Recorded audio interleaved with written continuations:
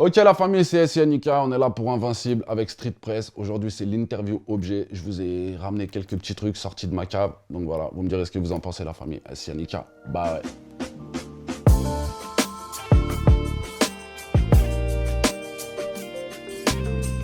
J'ai ramené un mic parce que bah, ça représente tellement de trucs le mic. Ça a changé ma vie en fait. À partir du moment où j'ai commencé à enregistrer mes premiers morceaux, c'est un truc que j'ai jamais lâché au final. Et même si les gens ils pensent que c'est peut-être pour d'autres raisons, tu vois, en vrai, la vraie raison c'est qu'on est des passionnés. Moi j'écris des textes depuis que j'ai 13 ans, 14 ans. Et c'est un mode de vie en fait, tu vois, au-delà de la musique, de ce qu'on représente, tu vois, de l'argent, de la popularité, etc. C'est un kiff. 7e album, à la base il n'était pas réellement prévu celui-là. C'est le pub, c'est encore une fois les tournées, les rencontres, les gens qui viennent chez Watch My Tattoo, qui me disent « Ah gros l'album, ça dit quoi ?» machin. Donc c'est eux qui m'ont poussé à en faire un. On a mis de la punch, on a mis du thème, on a mis du contenu, on a essayé de mettre tout ce qui fait un bon album de rap français en vrai. Beaucoup l'ont pas vu venir, se lève avec une béquille. Chacun fait comme il peut, t'envoies des mails, j'envoie une équipe. Poto, je te l'ai dit 1000 fois, de vive voix, la rue c'est que des histoires. On parle des rappeurs des années 2000, on cite pas mal de noms, tu vois. Et j'ai l'impression que parfois ton nom il vient pas. Tu vois, j'ai essayé de faire mon truc proprement, sans la partie scandaleuse du rap, sans la partie dégueulasse que j'aime pas, où tu veux te montrer sur les réseaux sociaux, faut que t'existes, faut que ceci, cela. Moi, j'ai fait que de la musique. Et on se souvient souvent, tu vois, des joueurs comme Ibrahimovic, tu vois, pour faire des images un peu foot.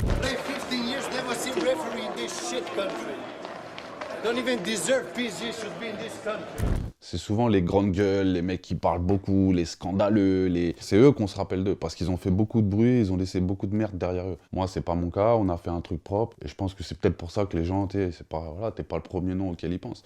Mais qu'ils sachent bien une chose, c'est que j'en ai strictement rien à foutre. Quand la mode, c'était les textes, comme je fais aujourd'hui, les trucs un peu tristes, etc., mon domaine, on était tout en haut, parce qu'on était les meilleurs dans ce domaine-là. On peut pas être comme tout le monde, c'est soit on sort de l'ombre, soit on tombe dans l'autodestruction. Trop de galères, les soucis me déboussolent. L'argent que je vous donne est aussi sale que le sous-sol. Le jour où la musique a changé, j'ai pas voulu me mettre à faire des trucs qui me ressembleraient pas sous prétexte qu'il fallait que je sois dans la tendance et qu'il faut être au top, etc. Tu peux pas vendre ton âme sous prétexte qu'il faut continuer à faire parler de toi et à montrer aux jeunes que tu existes et parce qu'il faut faire du stream et ceci et cela. Tu vois ce que je veux dire? Ça marche pas, ça marche pas. Mais quoi qu'il arrive, la tête haute. Vas-y, je prends la tétine. Voilà, moi j'ai toujours été un grand solitaire dans ma vie et aujourd'hui d'avoir ma fille, c'est que de la vitamine en vrai. Que du bonheur, que de la vitamine et voilà. C'est la meilleure chose je pense qui me soit arrivée. Et au-delà de tous les disques d'or, de toutes les plus grosses tournées, de tout ce que tu veux, il n'y a rien de mieux que ça. Franchement, ça va peut-être te surprendre, mais je me suis toujours imaginé daron. Parce qu'à la base, moi, ma mère était nourrice. Chez moi, j'ai grandi avec des gosses, en fait. Il y a plein de trucs que les gens savent pas. C'est que j'ai mon BAFA, tu vois. Moi, je me suis toujours intéressé à l'animation. Je faisais des cours de foot à une époque. J'ai toujours aimé ce truc-là, tu vois. On fait de la musique, on a des personnages, on a des images. Mais la vraie vie, c'est ça, frère. Quand tu rentres chez toi, la vraie énergie, c'est ça. C'est pas ce qu'il y a sur le net, c'est pas... Il n'y a rien qui vaut ça.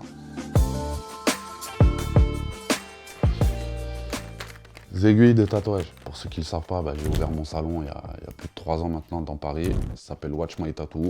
Vous êtes tous les bienvenus.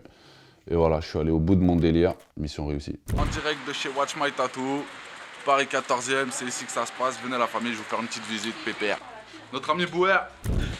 Ça c'est le plus récent que j'ai fait, c'est Mala qui me l'a fait. Ça représente la vingtaine de procès, de jugements en tout genre que j'ai eu même dans la musique, pas que quand j'étais jeune et que je faisais le pont. Et ça c'est la plume, donc forcément la plume de l'écriture. Un téléfoot, genre. Bon, Silly, je vais pas t'inviter dans mon salon de tatouage, parce que chacun protège ses intérêts. Par contre, le projet qu'on a parlé de monter un event, une espèce de convention tous les deux, moi je suis toujours chaud. Pareil pour le projet commun, ça peut être super bien de faire un boom bap pour éduquer l'oreille musicale des jeunes. Et comme je t'invite pas dans mon salon de tatou, tu viendras manger à la maison du Thaï au Petit Phuket, mon Barlux, on t'attend. Si on s'est pas vu pour le clip de Paris Street, là c'est Paris Street Press, Barlux. Le grand Seth Gecko, grand Barlou. On a cette similitude en fait de faire tous les deux du rap, d'avoir tous les deux cette passion du tatouage, d'avoir tous les deux aussi un salon. Donc on voulait faire un événement en fait autour de ça, tu vois. Entre le tatouage, le rap, etc. Donc peut-être faire un petit projet ensemble. On réfléchit à ce truc-là, mais ouais, c'est toujours d'actualité. Plus que jamais mon Barlou. Je viendrai manger avec grand plaisir. Ouais, le ballon. Bah écoute, frère, je vais pas te mentir, de tout ce que je t'ai dit, à part ma fille, c'est ma plus grande passion. Ça passe avant le rap, ça passe avant tout. Moi, je suis né dans une famille de footballeurs. Depuis que je suis en âge de marcher, je fais du foot, quasiment, en gros. Là, je regarde des matchs pourris qui m'intéressent même pas, mais juste parce que c'est du foot, je regarde. Je connais tout, je suis tout. Je peux regarder des matchs et après regarder le débrief et regarder un autre débrief derrière, etc.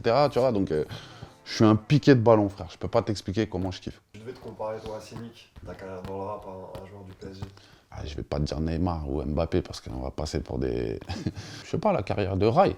Rai, ça me va très très bien. T'es arrivé un peu sur la pointe des pieds, personne te connaissait. Et puis voilà, en 3-4 ans, t'as tout explosé et au final, t'as laissé une trace indélébile dans le club. C'est un peu ce qu'on a fait dans le rap, quoi. Mes 3 premiers albums ont plus marqué les gens que les suivants, tu vois. Donc ça veut dire qu'en peu de temps, on a réussi à se faire un nom, et voilà, un peu comme Rai. Oh là, et le voilà le quatrième, il est signé Rai. Allez, vas-y, je vais prendre le noir, le stylo. Voilà, bah écoute, hein, c'est de là que tout part. Hein. Sans ça, il n'y a rien. L'amour des mots, l'amour de l'écriture. Voilà, moi, je suis un passionné de ça. J'adore écrire, j'adore me prendre la tête à essayer de tourner des phrases, à essayer de trouver les mots les plus percutants, à fumer des kilos de shit pour avoir des putains de rimes, mon pote, c'est ça. Tout à l'heure, j'étais dans ma voiture, j'étais défigurant, défiguré. Ah, mais ça peut faire une phrase, ça. C'est une mécanique comme ça, de mots qui se répètent, de trucs. Tu vois, moi, je me souviens d'une époque où le langage, il était riche, où les thèmes, ils étaient riches. J'écoutais du Wu-Tang et du Mobb Deep presque honoré. Loin de ces mecs aux mèches colorées. Où sont passés le sens et les paroles, maintenant tout est fade. Je kiffais plus quand j'écoutais Fab. Tu vois, il y avait des trucs très perso, très touchants, où tu pouvais te raccrocher à ça. Et maintenant, si tu écoutes le discours, c'est tous des grands parrains de la mafia qui vendent des tonnes de kilos de shit. Tellement ils vendent de shit, frère, ils sont obligés d'aller gratter des petits showcases à 2000 € par-ci, par-là. Tu vois ce que je veux dire? Entre le discours et la réalité, c'est trop mensonger. Moi, j'ai 38 ans, frère, tu me la feras pas. Ça, voilà, tu m'as demandé un objet fétiche. Et moi, de 0 à 25 ans, j'ai pas bougé, je suis resté aux Ulysses. De 0 à 25 ans, aucun voyage. Et après, j'ai commencé à faire de la musique. Et du jour au lendemain, ma vie, elle est passée du tout au tout. Du mec qui a jamais voyagé, qui est jamais sorti, au mec qui fait un été à 30 dates. En passant par la Tunisie, le Gabon, la Russie, le Mali. Il n'y a rien de plus enrichissant, je trouve, que ça. 10 décollage, Orly Sud, Paris sous Meillet, boum, atterrissage, aéroport, Waribou Médienne. J'aime rencontrer les gens, j'aime parler avec des gens avec qui j'ai rien à voir. Des anciens, j'aime fumer un joint avec un vieux à la Réunion. Tu vois ce que je veux dire? Je t'ai dit n'importe quoi, mais c'est des choses que j'ai vécues. Donc voilà, la vraie vie aussi, c'est ça.